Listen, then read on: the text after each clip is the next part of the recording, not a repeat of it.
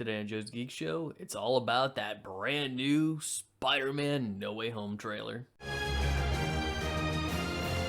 What's going on and welcome to Joe's Geek Show, the video station where we talk comics. And before we get started, if you're new and like to support the channel, you can do so by hitting that like button, clicking that subscribe button, and sharing. And with that, we have the long-awaited, long-anticipated, most likely released because of a leak trailer to Spider-Man No Way Home. Because yes, if we're gonna start at the very beginning, I mean, people have been waiting to see this trailer for such a long time. It was really getting to the point where some were even wondering if there was ever gonna be any trailer released at all. But then through the magical power of the internet, the trailer leaked. Albeit, it was a video of a guy playing it on his phone, recording it with another phone, but nonetheless, it hit the internet. And with it out there in the ether, and both Sony and Marvel most likely coming to the realization that, okay, there's really no putting that genie back in the bottle. Because they just decided, alright, we're dropping it. And what a magnificent trailer it turned out to be. Because in it, we've got Peter Parker, who's still dealing with the aftermath of what happened at the very tail end of Spider-Man Far From Home, and that was Mysterio had leaked his identity to the press, in which case J. Jonah Jameson and all his J.K. Simmonsness came on a whole bunch of buildings and outed Peter Parker as Spider-Man. And so within this trailer, we see what that is doing to him. I mean, on one hand, he doesn't have to hide who he is anymore. Most likely, if he was in school in the middle of a test and some buildings started to blow up, I'm pretty sure his teacher would be like, yeah, you can go ahead, do your thing, just make it back in enough time. MJ seems to be completely supportive and even thinks that this might be a good thing, specifically that he doesn't have to lie anymore. However, through Peter Parker's dialogue, we also come to understand of the negative drawbacks to being a celebrity superhero. For one, just about everywhere he goes, people are going to be snapping pictures. We see up in his school, everyone's got their smartphones out, they're just taking pictures because everybody wants a shot or video with Spider-Man. We see both Ned and Aunt May being questioned by the police because there is still an open and active investigation against Peter Parker resulting from the death of Mysterio.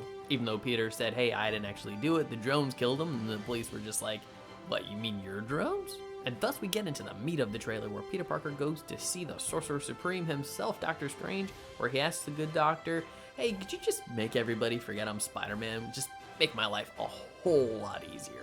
And despite warnings from Wong, Dr. Strange happily obliges, except as to be expected, things go very wrong. Because as we cut further into the trailer, we see both the pumpkin bomb with the laugh of Willem Dafoe's Green Goblin, as well as Alfred Molina's Doc Ock from Spider-Man 2.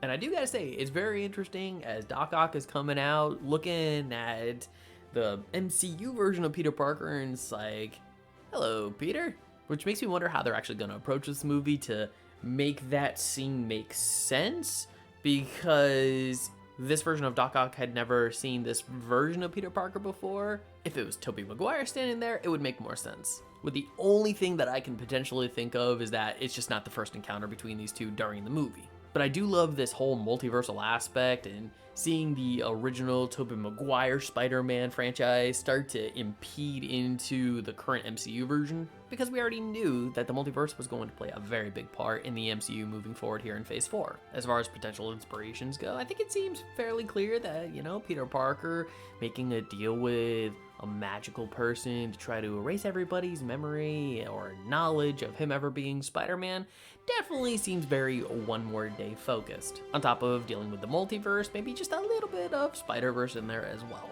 Which I'm sure through some examination and fan theories will eventually get back the oh-so-famous it's not actually Doctor Strange but Mephisto theory. The same theory that became popular during WandaVision and kind of rolled on its way in through Loki as well, basically becoming a meme at some point. Heck, I'm pretty sure by the time of this recording there will probably be dozens of videos out there trying to make the connections to Mephisto. And throughout the trailer, of course, there's Easter eggs and callbacks to things that are Spider-Man-esque. Probably the most notable one that I could remember off the top of my head was when MJ is reading the paper to Peter, saying that some believe Spider-Man has the ability to mind control females. which I'm pretty sure was a nod to Jessica Drew's Spider-Woman, who has the ability to secrete pheromones in order to put people kind of under her spell. And overall, I like the trailer. I think it did its job. I'm really interested to see this movie, and I'll probably watch it when it drops. And with that, I'm now going to ask, what did you think of the Spider-Man No Way Home trailer? Did you like it? Did you not? Did you notice any other Easter eggs in the trailer? Or do you have any theories of your own? Please leave your comments in the comment section below. And if you like this video, I'd love it if you'd smash that like button, share it with some friends, subscribe if you're not subscribed already, and ring that notification bell for more comic book content. And if you're wondering what to watch next, consider one of these 2 videos. Alright, take care, have a great day, and as always, stay geeky.